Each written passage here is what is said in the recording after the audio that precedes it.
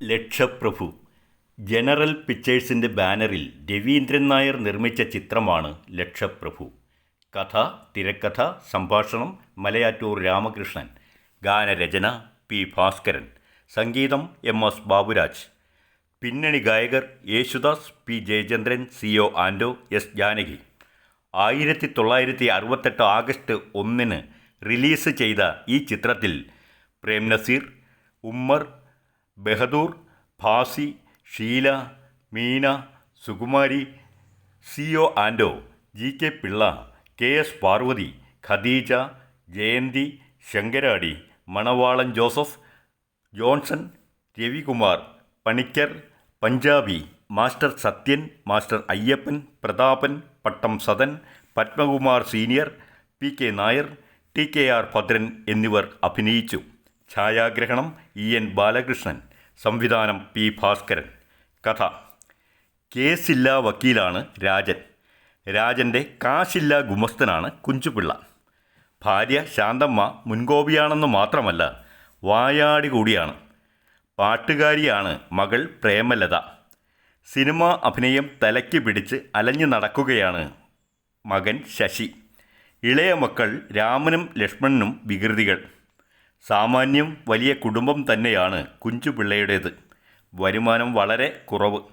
ഇതിനകത്ത് ഒരു കുടുംബാവശ്യങ്ങൾ ഒതുക്കുവാൻ നന്നേ പണിപ്പെട്ടു കുഞ്ചുപിള്ള. രാജൻ വക്കീൽ കേസില്ലാത്തവനാണെങ്കിലും ധനിക പുത്രനാണ്. സുന്ദരനാണ്, സുമുഖനാണ്. കുഞ്ചുപിള്ളയുടെ മകൾ പ്രേമലത ടൗൺ ഹാളിൽ വെച്ച് നടത്തിയ ഗാനമേളയ്ക്ക് സമ്മാനദാനം നിർവഹിച്ചത് രാജനായിരുന്നു. സുന്ദരിയായ പ്രേമലതയോട് രാജന് അനുരാഗം തോന്നി. പ്രേമലതയ്ക്ക് തിരിച്ചു. രാജൻ്റെ പ്രേമബന്ധം അയാളുടെ അച്ഛൻ ഗോപാലപിള്ള അറിഞ്ഞു. അയാൾക്കത് സഹിക്കാനായില്ല. സാമ്പത്തികമായി എത്രയോ ദൂരെ ഇരു കുടുംബങ്ങളും. അയാൾ നേരെ ഗുമസ്തൻ്റെ വീട്ടിലെത്തി.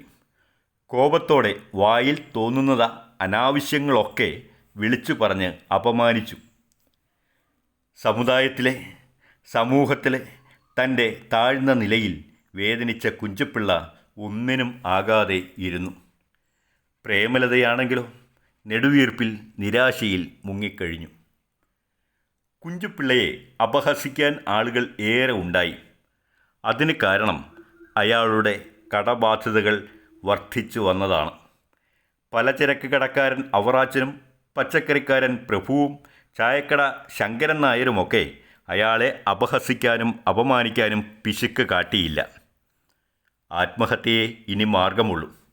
ഈ അപമാനഭാരവും ജീവിത ദുരിതവും പേറി എത്ര കാലം ഇങ്ങനെ ജീവിക്കാനാകും? അയാൾ വീട് വിട്ടിറങ്ങി കടൽക്കരയിലെത്തി. എന്നാൽ വിധി അവിടെ മറ്റൊന്ന് കരുതിയിരുന്നു. ഏതോ കള്ളക്കടത്തുകാർ ഉപേക്ഷിച്ചു പോയ ഒരു പെട്ടി നിറയെ സ്വർണ്ണക്കട്ടികൾ കുഞ്ചുപിള്ളയ്ക്ക് അവിടെ നിന്നും ലഭിച്ചു. കുഞ്ചുപിള്ള പണക്കാരനായി.